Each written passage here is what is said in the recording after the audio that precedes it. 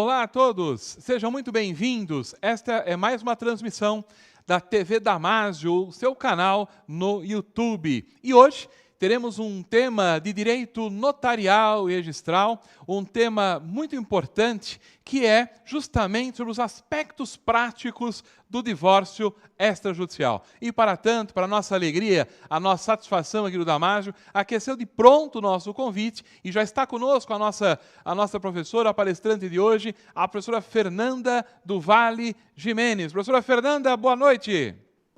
Olá, boa noite. É um prazer dividir aqui com vocês esse momento. Vamos falar aí sobre um tema super atual, né?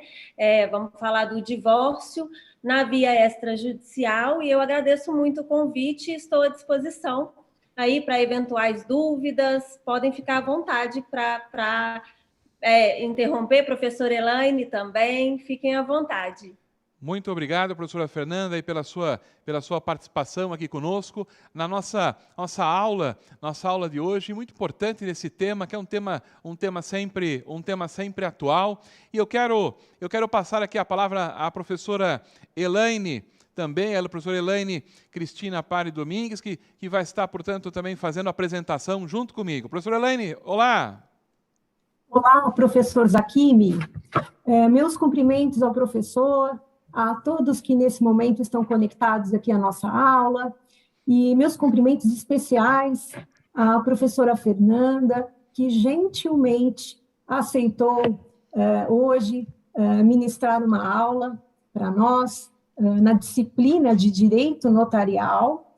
É um tema muito bacana, muito interessante, bem recente, tá? Então, a professora irá palestrar hoje, aliás, nos dar uma aula especial, sobre os aspectos práticos do divórcio extrajudicial.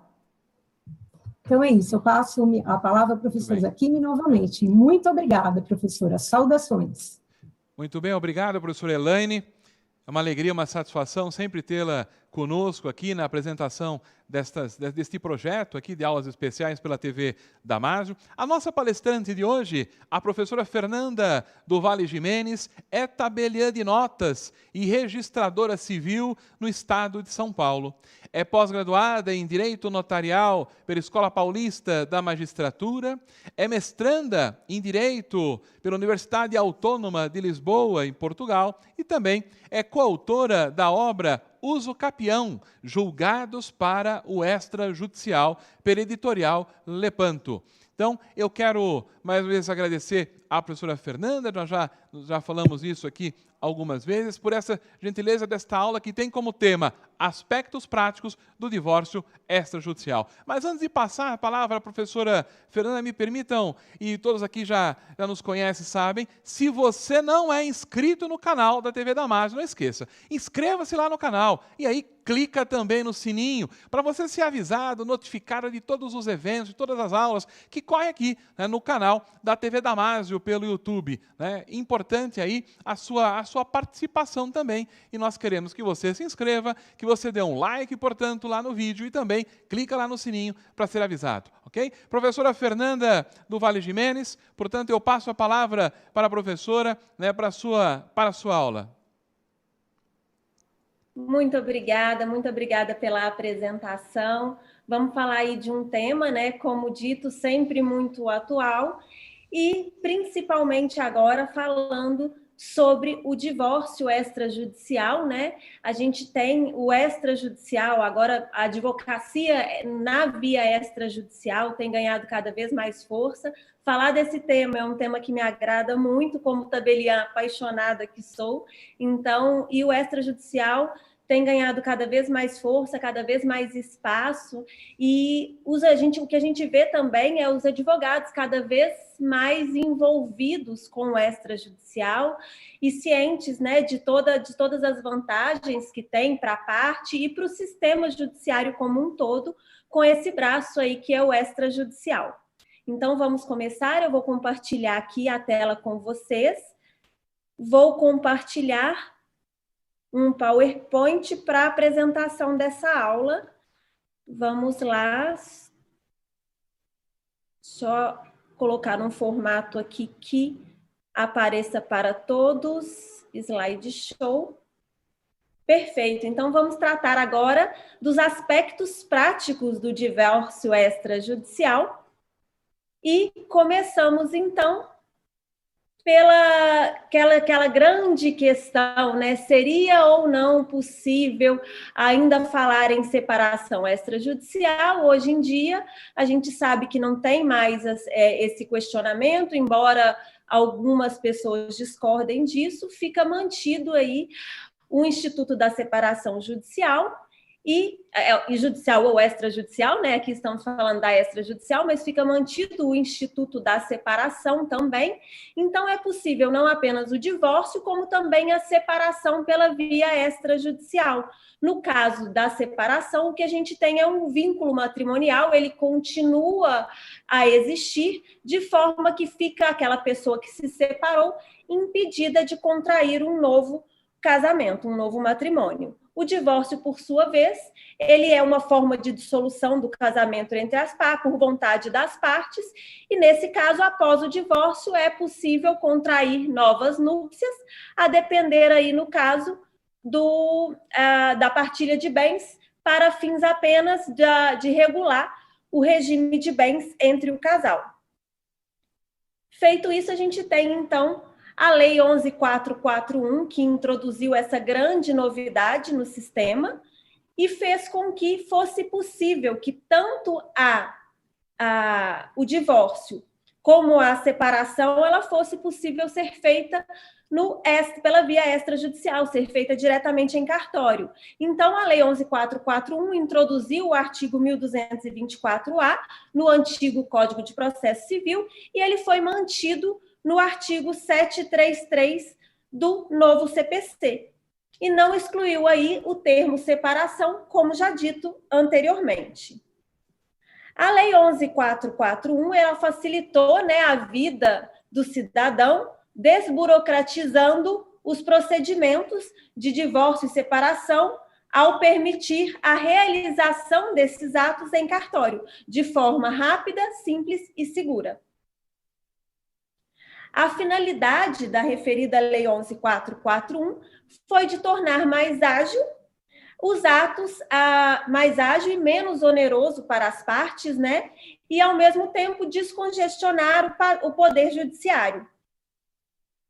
A Resolução 35 do CNJ, então, veio para regulamentar o que foi disposto na Lei 11.441, trazendo aí de forma bem detalhada como funciona esse divórcio e a separação na via extrajudicial. Então, é muito importante, a primeira coisa que a gente tem a dizer em relação à via extrajudicial é que trata-se de faculdade. Então, mesmo havendo um processo judicial em andamento, os interessados poderão, a qualquer momento, desistir desse procedimento a fim de ingressar na via extrajudicial.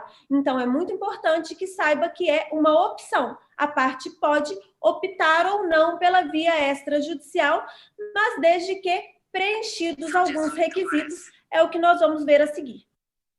Então, uma coisa muito importante nessa faculdade, uma coisa muito importante no momento em decidir por uma via ou outra, seria também uma opção da parte em relação ao sigilo, um ponto muito delicado do divórcio e da separação extrajudiciais. Então, na via extrajudicial, diferente do que acontece na via judicial, em que há um segredo de justiça, na via extrajudicial não há um sigilo. As escrituras públicas de separação e divórcio consensuais, elas não são resguardadas pelo sigilo. Isso acaba sendo um fator de escolha. Então, isso acaba interferindo na vontade da parte de seguir pela via judicial ou pela via extrajudicial.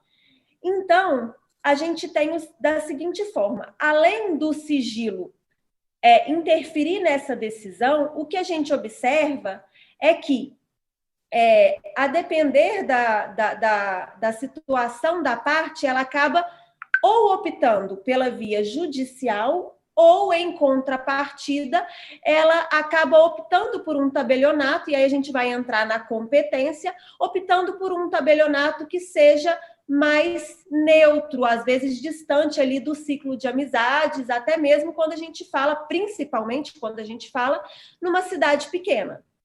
Antes disso, só aproveitando aqui a tela que fala do prazo, é importante mencionar que não há qualquer prazo a ser cumprido. Aquele polêmico prazo da separação, existir ou não esse prazo, né? Porque o do divórcio não há nem discussão de que não há mais esse prazo, por uma determinação expressa, mas o que a gente tem hoje é que a qualquer tempo a parte pode optar ou não pela via extrajudicial.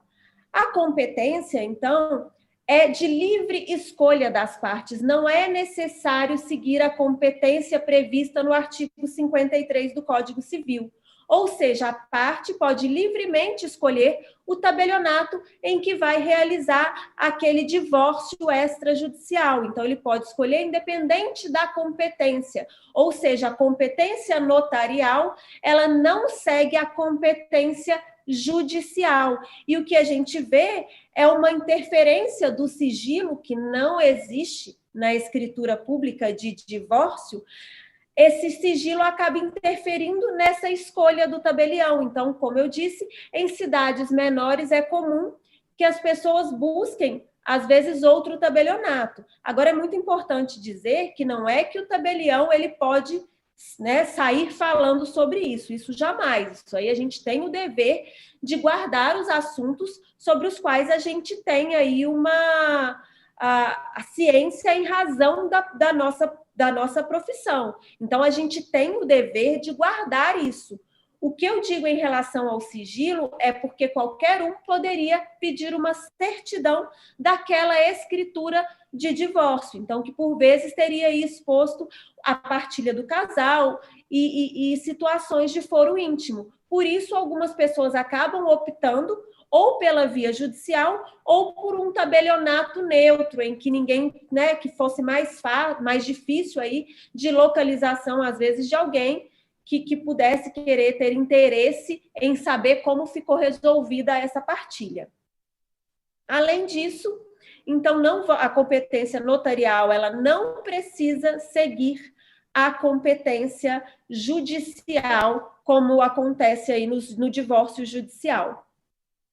Então, isso está previsto também, né? A liberdade de escolha está prevista tanto no artigo 1º, é a primeira coisa a ser tratada na Resolução 35, que vai disciplinar aí esse divórcio extrajudicial, estando previsto também no item 76, capítulo 16, das normas de serviço da Corregedoria Geral da Justiça do Estado de São Paulo. Então, cada estado possui a sua normativa, então a gente vai ter aí uma certa variação em relação à sistemática de um e de outro estado. Entretanto, essa variação ela não é significativa. Por quê? Porque todas as normas de todos os estados estão amparadas numa resolução, a Resolução 35, que é nacional. Então, por conta disso, a gente não tem aí uma grande variação entre as normas de um ou de outro estado. Mas sempre que eu for trazer aqui algumas informações, eu vou trazer de acordo com as normas do estado de São Paulo, por ser aí o estado da minha atuação. Entre os requisitos, o que a gente tem aí é a consensualidade como o primeiro deles, o primeiro dos requisitos, e eu diria que este, sim, é um requisito insuperável. Então, é da própria essência dos atos praticados no tabelionato de notas que se haja consenso entre as partes. Então, a consensualidade deve estar presente. Então, superado essa primeira fase, que é o consenso entre as partes, passamos ao segundo requisito. O casal não pode ter filhos menores ou incapazes e a mulher não poderia estar grávida também, privilegiando aí também, assegurando os direitos do nascituro. Mas a gente vai tratar aí mais adiante, não se esqueçam dessa palavrinha que eu inclusive destaquei aí, que é o casal não pode ter filhos menores ou incapazes. Significa dizer que, caso a mulher tenha, por exemplo, um filho de um outro casamento, ou um homem tenha um filho de uma outra relação, e esse filho seja um filho menor ou incapaz, né? Neste caso, não haveria problema em se realizar o divórcio pela via extrajudicial, tendo em vista que aquele filho não é um filho do casal. Então, isso é muito importante. Então, a vedação ela só existe se o filho menor ou incapaz for um filho do casal, daquele casal que pretende se divorciar. Além disso, é indispensável a presença de advogado. Então, as partes devem estar assistidas por advogado. E aí, em relação ao advogado, eu vou falar mais adiante, mas esse advogado pode ser comum às partes, ou seja, não precisaria que fosse um advogado para cada um dos divorciandos. Entretanto, o que a gente observa, como existe aí esse critério da consensualidade, o que a gente observa é que, em regra, as partes geralmente estão acompanhadas pelo mesmo advogado, por uma questão mesmo de economia, e como existe consenso, acordo entre as partes, então não haveria ali uma necessidade de um advogado num polo e o advogado em outro, né? A gente tem ali esse consenso unindo aí as vontades das partes e geralmente representadas por um único advogado, mas obviamente poderia estar representada também por 2 advogados. Além disso, esse advogado, caso uma das pessoas que se pretende divorciar seja advogado, ela pode estar ali, né, atuando em seu benefício ali, então não precisaria de um terceiro como advogado. Então, o artigo 733 do Código Civil vai falar aí sobre esses requisitos. Então, não havendo nascituro ou filhos incapazes, poderá ser realizada o divórcio por escritura pública, desde que observados aí os requisitos legais. Então, o parágrafo 1º vai falar sobre a homologação judicial, que não é necessária, mas nós vamos ver isso também mais adiante. E ainda no parágrafo 2º vai falar que o tabelião somente lavrará a escritura se os interessados estiverem assistidos por advogado, como acabamos de dizer, ou por defensor público, cuja qualificação e a assinatura constarão do ato notarial. Significa dizer que não é necessária que se tenha uma procuração. É suficiente a atribuição ali que a parte dá na própria escritura pública. Em relação aos filhos, a primeira observação que eu fiz foi em relação aos filhos serem filhos comuns, né? Então, os filhos comuns, deixa eu só voltar aqui na tela, a vedação só existe se os filhos forem comuns, conforme dispõe o item 87 do capítulo 16 das normas de São Paulo, e o item 87.1 vai dizer do estado gravídico, lembrando que não é necessária a apresentação de nenhum exame para comprovar, é por simples declaração das partes. Então, se a parte declara que não existem filhos menores em comum, isso é o suficiente. Da mesma forma, basta dizer que não está grávida, não é necessário apresentar nenhum exame médico. Entretanto, em relação aos filhos, sempre que o filho for aparecer ali na escritura pública, a gente vai fazer menção à data de nascimento, comprovando que aquele filho é maior, e nesse caso ele deve sim apresentar o documento de identificação ou a certidão de nascimento ou casamento para comprovar que aquele filho é maior de idade e capaz. Então, qual é o fundamento para esse requisito? Né? Por que os filhos devem ser maiores? A grande preocupação aqui é em relação à segurança da criança, porque quando o divórcio acontece na via judicial e havendo menores envolvidos, a gente tem aí a figura do Ministério Público como guardião dos direitos daquela criança. E é por esse motivo que o divórcio não pode ser realizado pela via extrajudicial, caso tenha filhos menores, havendo aí uma ressalva que eu vou dizer logo mais. Filhos de terceiro, como eu disse, filhos de terceiro, ainda que menores, não impediriam a realização do ato pela via extrajudicial. E se o filho for emancipado? Existem aí algumas polêmicas em relação ao filho emancipado, né? O que a gente tem é certo que o filho emancipado, diante de filhos emancipados, seria perfeitamente possível a realização do divórcio pela via extrajudicial. Entretanto, há quem questione isso e há também, o tabelião tem o dever de verificar se não há nenhuma fraude ou nenhuma lesão nessa emancipação, simplesmente com o intuito de se ver, os pais, às vezes, se verem livres de alguma obrigação em relação ao menor. Mas, em regra, não é isso que acontece, não devemos também presumir a má-fé. Então, em regra, é possível, sim, que se faça divórcio na via extrajudicial diante de filhos emancipados. A única observação que eu faço é que essa emancipação ela deve ser anterior ao divórcio, o que significa dizer que a emancipação ela não pode estar presente na mesma escritura em que é lavrado o divórcio. E por que isso acontece?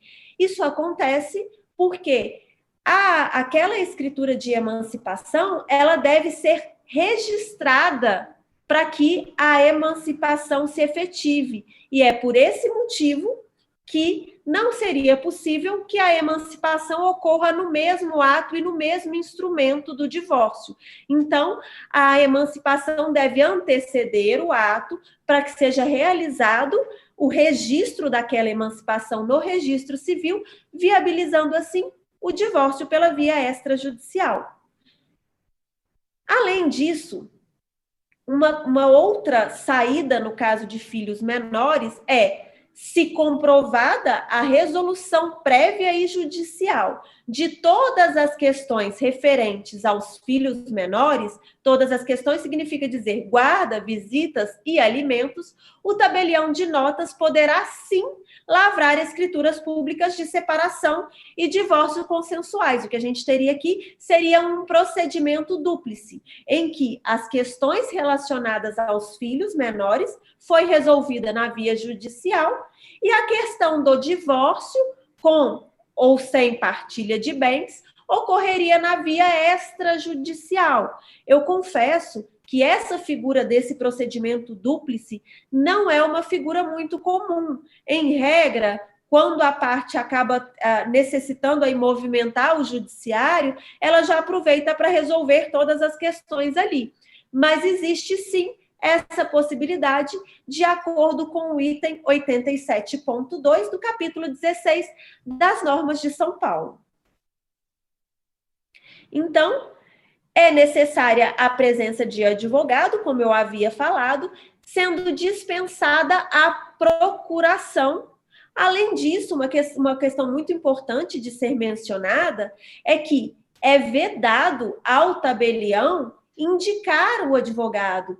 Por questões mercadológicas que não podem existir no tabelionato de notas, essa indicação é absolutamente vedada. Então, as partes devem comparecer no ato já acompanhadas de um advogado de sua confiança, não devendo o tabelião de notas interferir aí nessa indicação.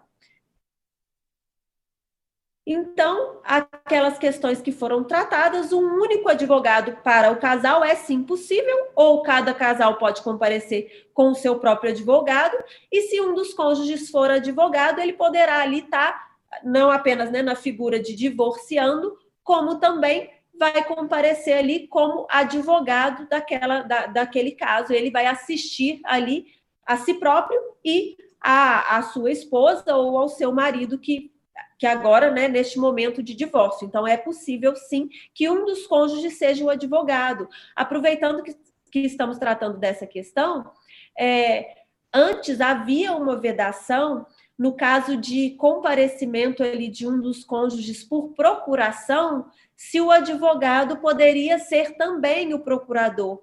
Há tempos já se manifestaram sobre um certo conflito de interesse nesse caso, mas hoje é absolutamente superado. Então, não haveria razão, né? O intuito da 11441, o intuito de todo esse procedimento de divórcio e separação ocorrerem pela via extrajudicial é justamente diminuir a burocracia, o tempo e também o custo. Então, não faria sentido a parte precisar contratar um advogado que a represente e um advogado que assista como advogado. Então, o mesmo advogado pode cumprir aí esses dois papéis. Documentos. Então, quais são os documentos necessários à separação ou ao divórcio em cartório? Vejam, a gente está aqui bem mesmo nos aspectos práticos, né? Então, tudo que você precisa saber sobre o divórcio na via extrajudicial. Então, quais são os documentos necessários?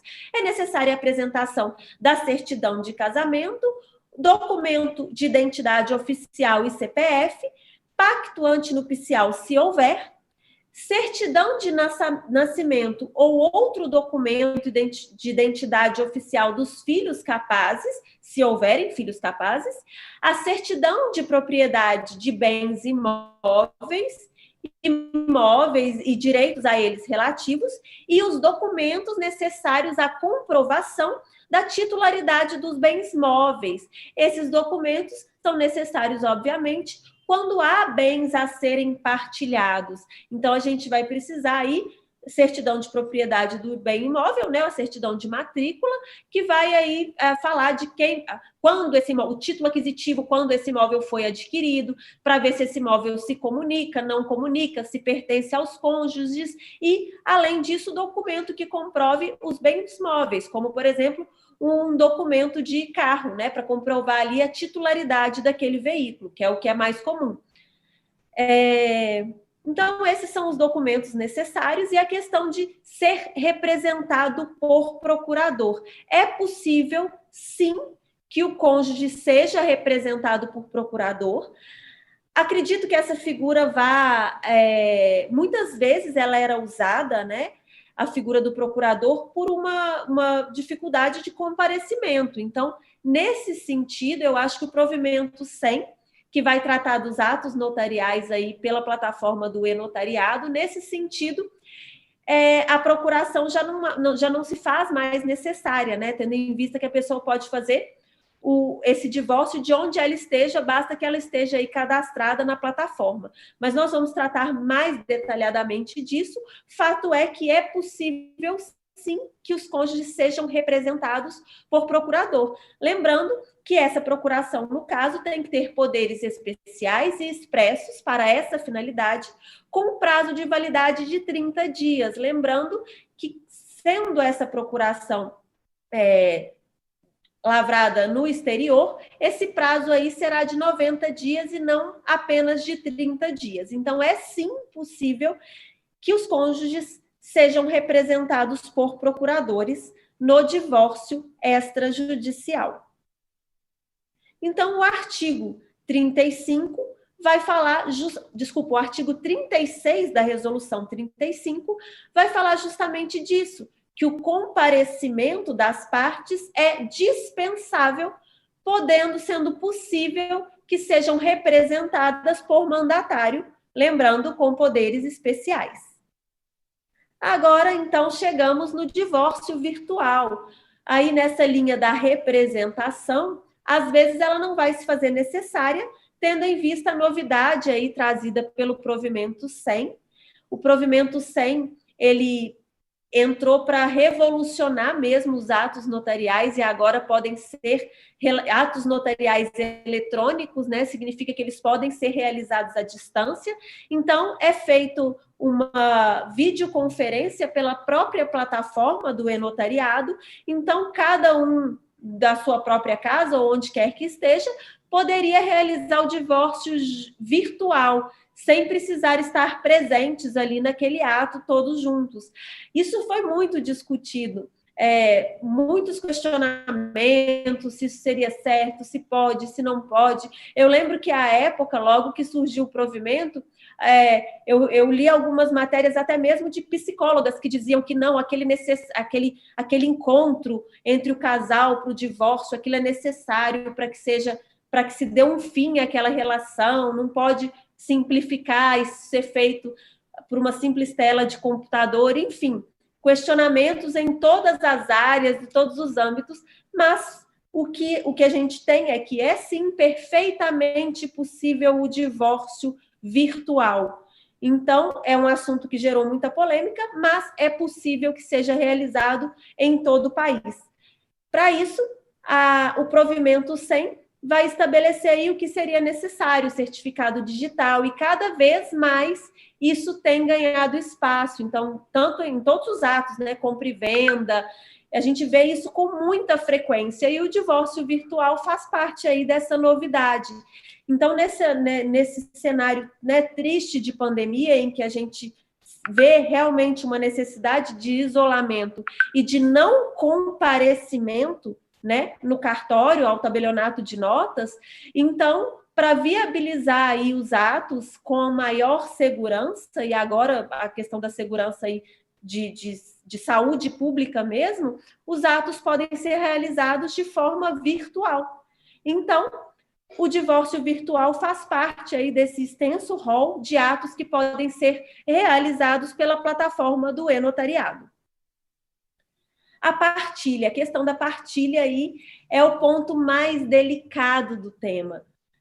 Porque é possível, sim, então a partilha, né, na escritura, os bens serão partilhados de forma que se identifiquem qual é o patrimônio individual, qual é o patrimônio comum do casal, de acordo com o que dispõe o artigo 37 da Resolução 35, e a partilha, o Código Civil, ele afastou a necessidade da prévia partilha dos bens para que o casal possa se divorciar. Então, isso refletiu, obviamente, no extrajudicial. Então, não haveria por que ser possível se divorciar sem partilha perante o Poder Judiciário e o mesmo não ocorrer no tabelionato de notas. Então, o que a gente tem o Código Civil permitiu com que o casal se divorciasse independentemente de resolver a partilha dos bens. Uma situação que poderia ser resolvida posteriormente. Às vezes, o que a gente tem é a pressa das partes de eu preciso me divorciar e em relação aos bens a gente vê depois como faz. Então, não por outro motivo, né? Mais uma vez a lei se adaptando aí às necessidades da sociedade e aos anseios e cada vez também menos interferência do Estado na vida particular, principalmente diante da vida familiar. Então, o que a gente tem é a possibilidade do divórcio ser realizado independentemente de partilha. Então, a partilha poderia ocorrer em momento posterior. Então, de acordo com o artigo 1581 do Código Civil, o divórcio pode ser concedido sem que haja a prévia partilha de bens. Da mesma forma, né, já dizia o STJ na súmula 197, e o item 93 das normas de São Paulo vai dizer o mesmo, que na separação e no divórcio consensuais por escritura pública, as partes podem optar, ou seja, uma opção das partes, em partilhar os bens e também de resolver sobre a pensão alimentícia a posteriori. Então, isso é perfeitamente possível e acontece com bastante frequência, embora, né, a gente saiba que não é o mais recomendável. Seria ótimo se todos pensassem aí em resolver todas essas questões no momento do divórcio. Mas, claro, em algumas situações em que a gente vê o prejuízo, né, a parte precisando resolver uma questão, né, de pessoal, primeiro, antes mesmo de resolver a parte patrimonial, então, diante dessa necessidade, aí é de cada um, é que a lei, né, o Código Civil, permitiu que isso fosse feito dessa forma, em momentos distintos, né? mas, como eu disse, não é o recomendável. É muito melhor que tudo se resolva no mesmo tempo, sem falar que se a gente for entrar na discussão da natureza jurídica do bem do divorciado, que ainda não realizou partilha, tem até um slide que vai tratar disso, e aí a discussão a gente seria tema para uma aula inteira sobre isso. Então, a escritura pública poderá conter também uma partilha parcial efetuada pelos cônjuges, e aí ficando a sobrepartilha para uma discussão futura. Então, às vezes, ele vê a necessidade de se partilhar algum bem, ainda que não resolva toda a partilha.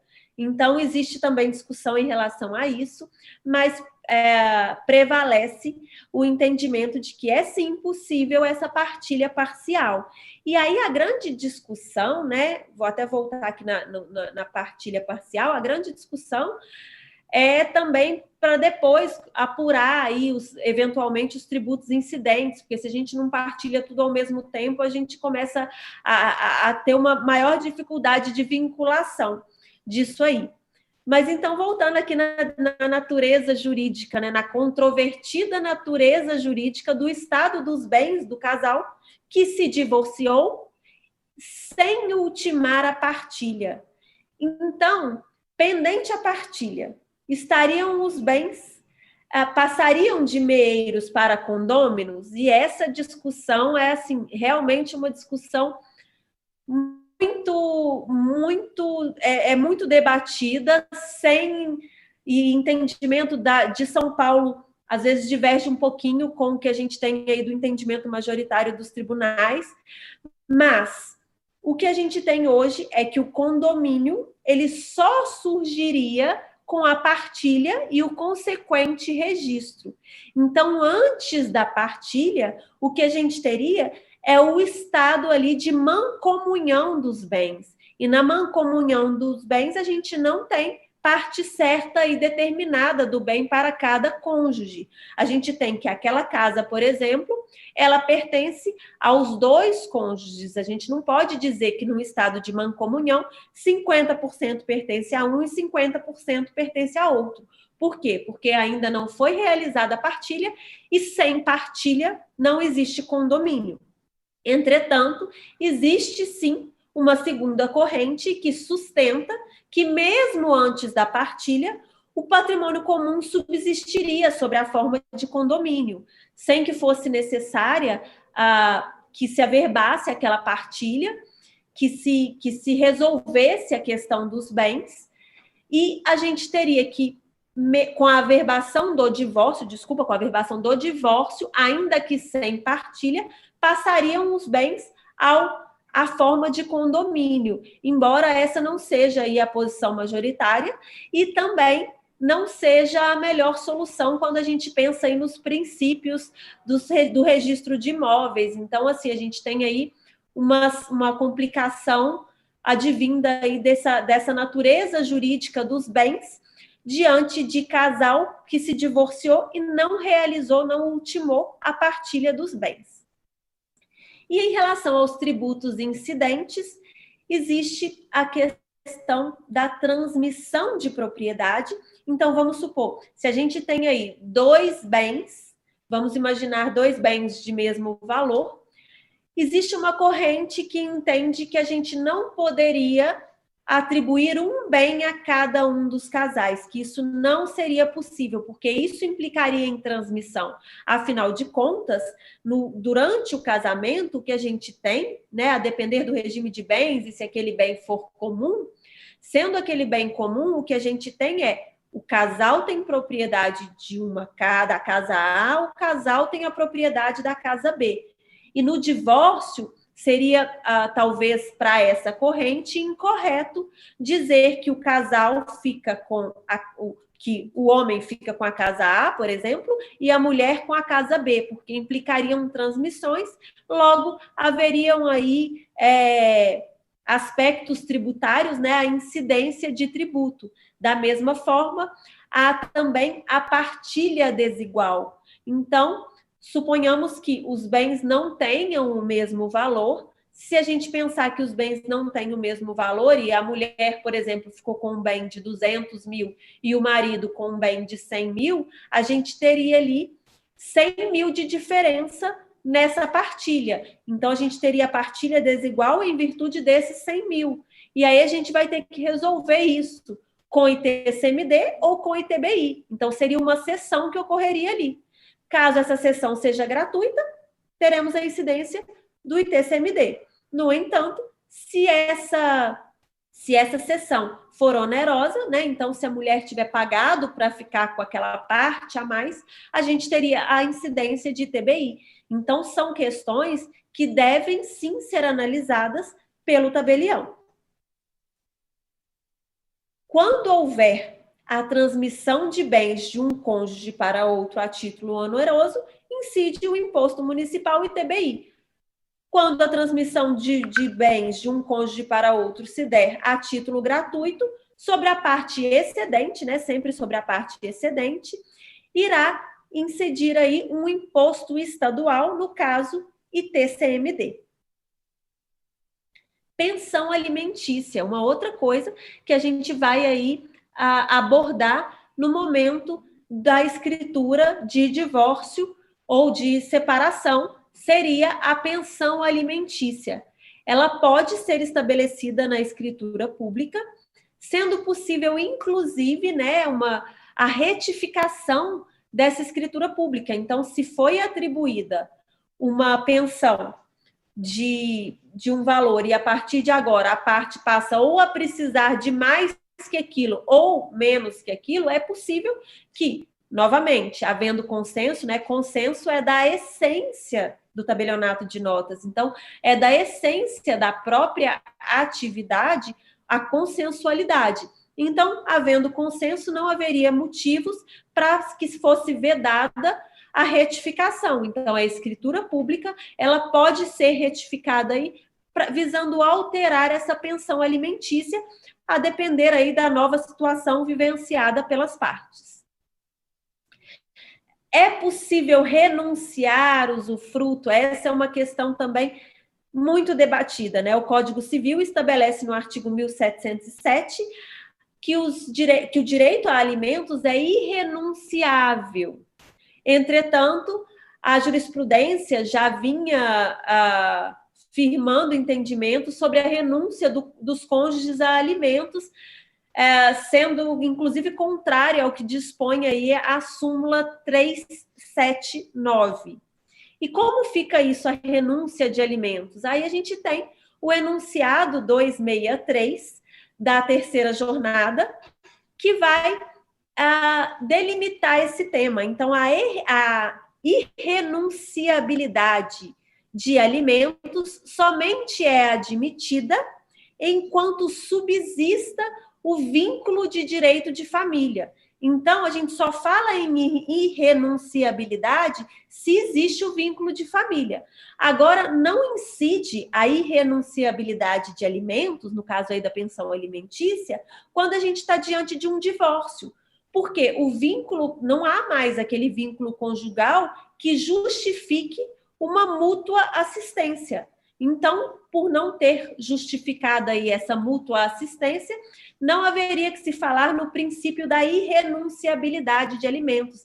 Então, essa é uma questão também muito importante de ser tratada. Então, a gente já passou aí já venceu aí alguns aspectos práticos do divórcio, né? Então, a gente já sabe que não existe prazo, a gente já sabe que é livre escolha das partes, é por consenso, as partes havendo consensualidade, as partes podem optar pela via extrajudicial ou pela via judicial. A gente já viu também que é indispensável a presença do advogado. Vimos também em relação aos filhos, os filhos menores impediriam a prática do ato com algumas ressalvas, ou seja, o filho emancipado seria uma exceção a essa regra. Uma outra exceção seria a prévia resolução das questões de guarda e alimentos realizadas pela via judicial. Então, neste caso, a gente poderia, sim, fazer o divórcio pela via extrajudicial, se já resolvidas essas questões na via judicial.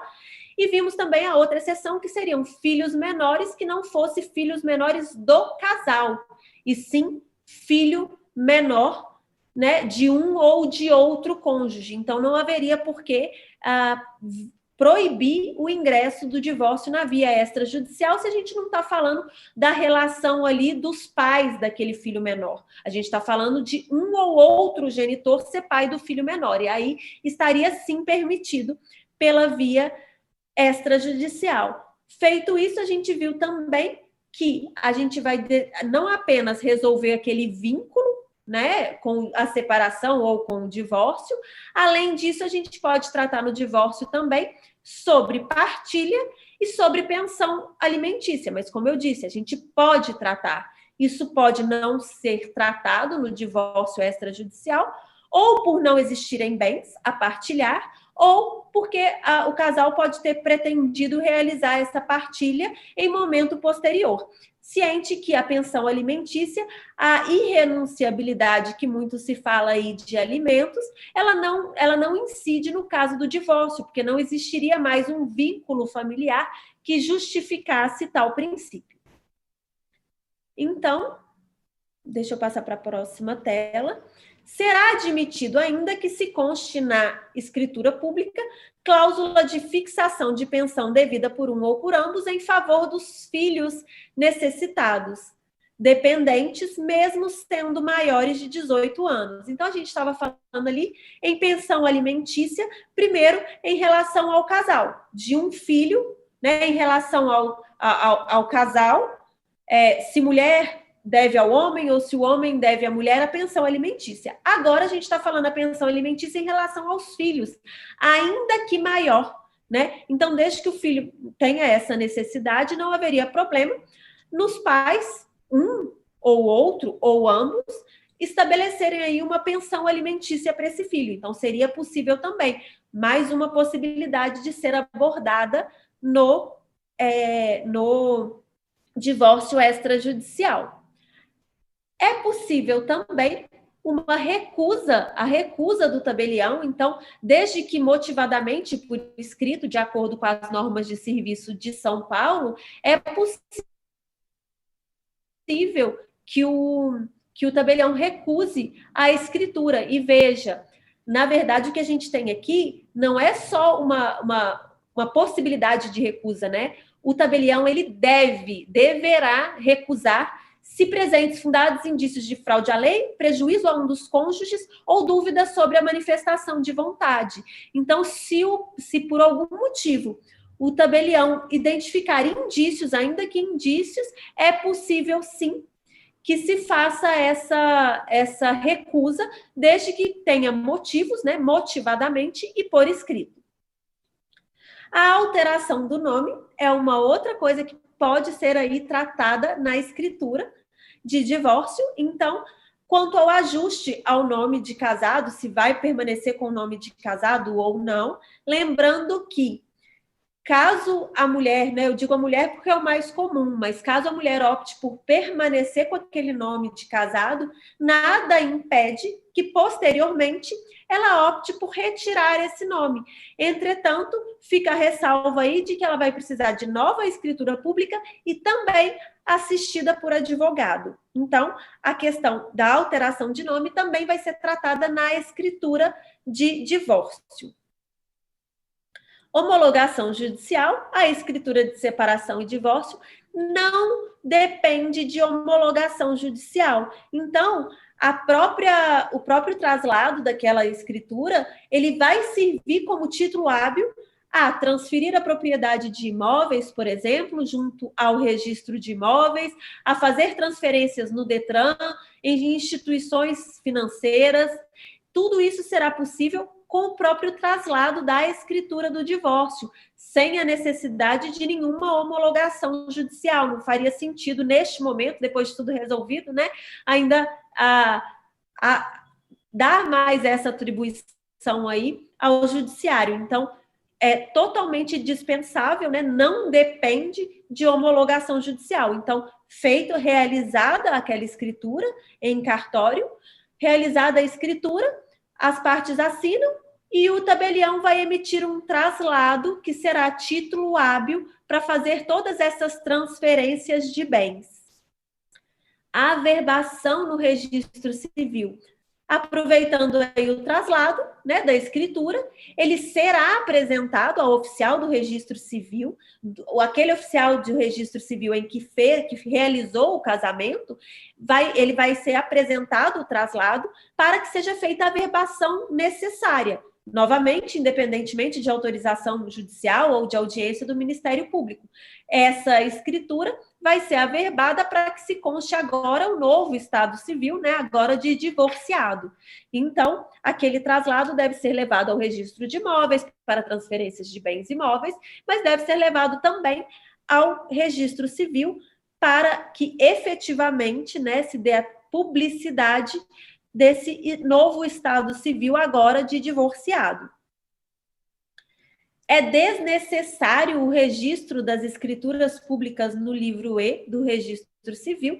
Então, o livro E é o livro que vai dar publicidade aos atos, né? O que a gente vê é que no livro E ele concentra atos que são mais fáceis das partes buscarem. Então, por exemplo, a interdição ou atos como a emancipação, esses atos devem estar presentes no livro E, justamente porque o livro E é um livro específico que só vai estar presentes em cartórios específicos, né? Ou o cartório da sede da comarca, ou do primeiro subdistrito da comarca, então facilitando aí a busca dessas informações. Então, muito se questionou se o divórcio deveria ir para o livro E, hoje absolutamente não há essa necessidade, é totalmente desnecessário, não terá ingresso no livro E, então não é possível que ingresse aí com o divórcio no livro E,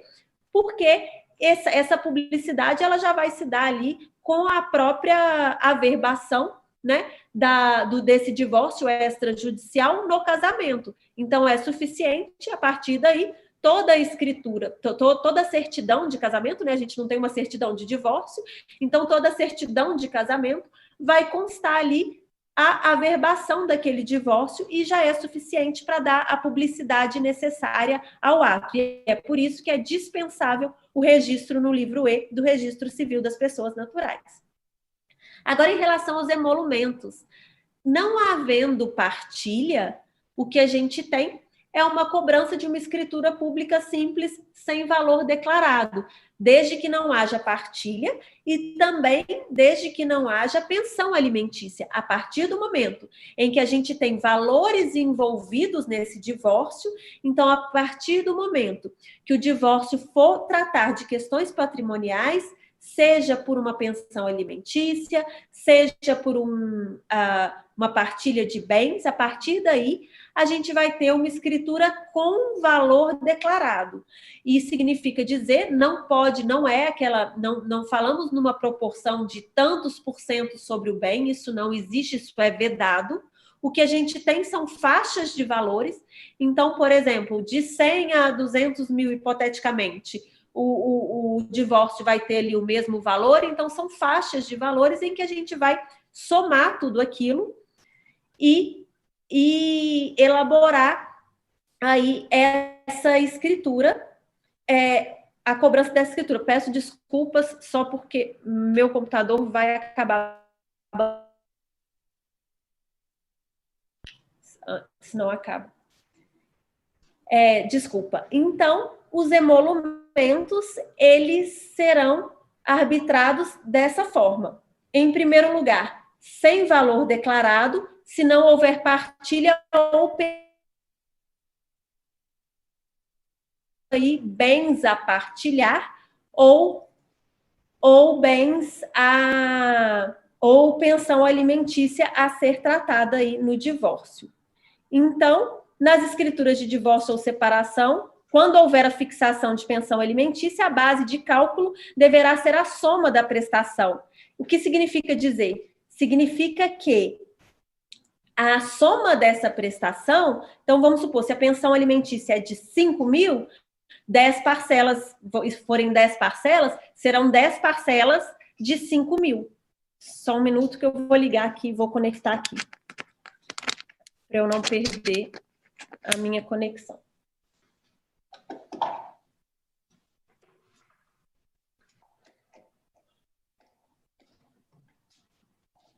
Pronto. Eu estava já aflita com essa bateria que estava acabando. Então, a gente tem aí os emolumentos, a pensão alimentícia, supondo que essa pensão alimentícia seja de 10 parcelas, por exemplo, a gente vai multiplicar a parcela mensal, 10 parcelas de 5 mil.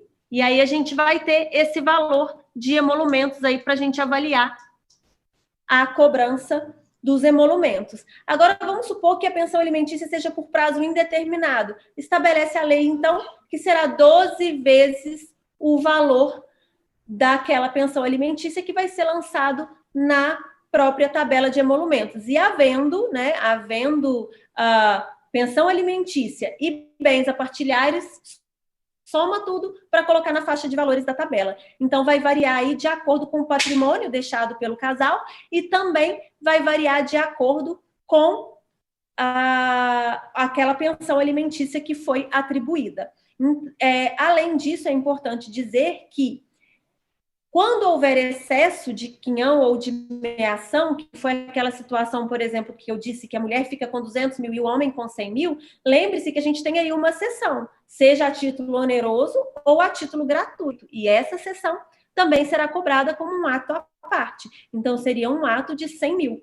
Então, a justificativa para essa cobrança está nas próprias notas que o Colégio Notarial do Brasil, ele emite explicando aí a cobrança de emolumentos. O critério utilizado para a cobrança de emolumentos é a quantidade de negócios jurídicos celebrados. Então, a gente estaria diante não apenas de um divórcio, que seria um ato, então é considerado um único ato o divórcio. Então, se tiver pensão alimentícia, e se tiver bens a inventariar, um ato, e o outro ato seria o ato da cessão, havendo excesso de meação. Então, é dessa forma que é feita a cobrança de emolumentos. Não podemos esquecer, por fim, da gratuidade. Então, existe aí uma previsão no artigo 6º da Resolução 35, a previsão de gratuidade do ato também, havendo a necessidade das partes.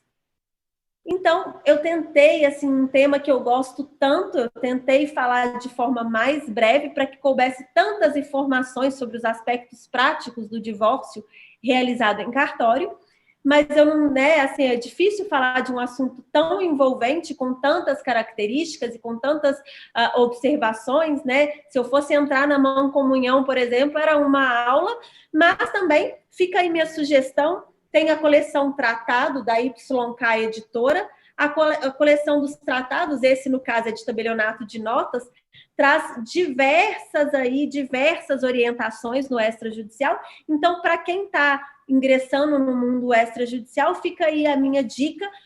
Tem o tratado de registro civil, de registro de imóveis, enfim, temos diversos tratados que vão tratar sobre o assunto de forma bem minuciosa e detalhada. E eu agradeço a atenção de todos, espero não ter me estendido muito, professora Elaine, porque se deixar esse tema aqui, a gente fica a noite inteira. Passo a palavra para a professora Elaine, para o professor Zakimi. Agradecendo mais uma vez a professora Fernanda do Vale Gimenez, que fez uma brilhante exposição, completa realmente, sobre esse tema, um tema sempre muito pesquisado, procurado, portanto, pelos nossos alunos aqui da graduação, os alunos da pós-graduação, os alunos do curso de Direito de todas as faculdades no país que nos assistem e acompanham também a TV Damásio, advogados, advogadas. Realmente, esse tema voltado para a questão do divórcio extrajudicial é sempre um tema aí com pedidos cada vez maiores. Obrigado, professora Fernanda. E eu quero passar a palavra agora à professora Elaine Pardi para as suas considerações finais. Parabéns, professora Fernanda, pela escolha do tema, pelo brilhantismo da sua aula. Acredito que ela só veio ainda mais esclarecer aqui todas as dúvidas, enriquecer os nossos alunos de conhecimento acerca do divórcio extrajudicial. Então, eu só posso cumprimentá-la e agradecê-la. Tá? Muito obrigada. Aproveito também, mais uma vez aqui, para agradecer a iniciativa da Faculdade Damásio, agradeço também ao professor Zakimi, a todo o pessoal do estúdio da TV Damásio, porque sem vocês não seria possível essas aulas especiais, que só têm nos ajudado, que só têm enriquecido o conhecimento de toda a comunidade acadêmica. Enfim, pessoal, meu muito obrigada. Professora, saudações e, mais uma vez, parabenizo aí pelo brilhantismo das suas explanações, da sua aula, foi muito produtiva. Muito obrigada e um grande abraço. Muito bem, professora Elaine. Eu passo então a palavra à professora Fernanda para as suas considerações finais. Agradeço o convite, agradeço as palavras aí da professora Elaine, espero ter contribuído. Como eu disse, é um tema que eu sou...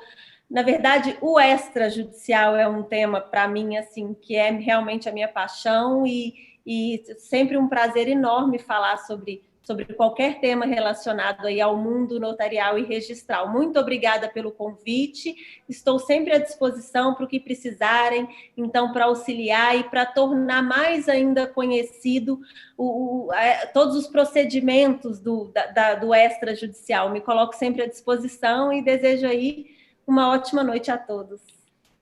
Muito bem. Mais uma vez agradecendo à professora Fernanda do Vale Gimenez pela sua exposição sobre os aspectos práticos do divórcio extrajudicial. E se você que está nos assistindo, se você gostou do tema de hoje, que é sobre o direito, portanto, notarial e registral, não esqueçam, nós temos outras aulas especiais também que já estão no nosso canal, né, no canal da TV Damásio, né, que foram proferidas pelo professor Vitor Kimpel. Nós temos duas aulas, uma que trata sobre a teoria geral da atividade notarial. Acessem, assistam. E uma outra aula também do nosso professor aqui, do Damásio Educacional, professor Vitor Kimpel, sobre atos notariais protocolares. E eu quero também deixar aqui registrado que o nosso professor aqui do Damásio, o professor Vitor Kimpel, como a professora Fernanda bem lembrou, é autor de uma obra fantástica sobre direito notarial e registral, que é justamente o Tratado Notarial e Registral, pela editora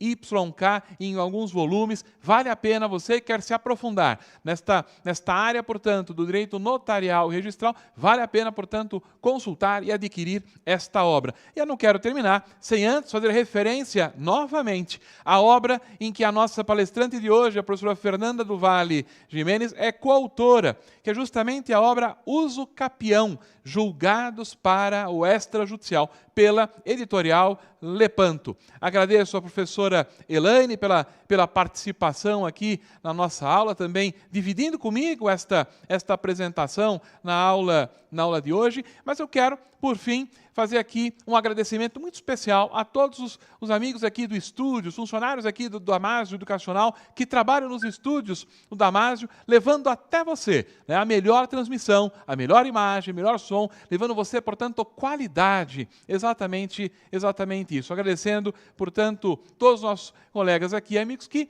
nos ajudam nesta transmissão. Vocês são verdadeiramente aí fantásticos. E vocês que estão nos assistindo, por final, inscreva-se no canal, clica lá no sininho para poder ser notificado dos outros eventos, das outras aulas, e dá um like aí neste vídeo. Nos ajude, portanto, a propagar esta aula pelo canal TV Damásio do YouTube para todos. Agradeço a presença das nossas professoras, agradeço a você e incentivo. Curtam o nosso canal, né, e continuem assistindo sempre conosco as aulas especiais. Um grande abraço e até a próxima oportunidade. Até mais!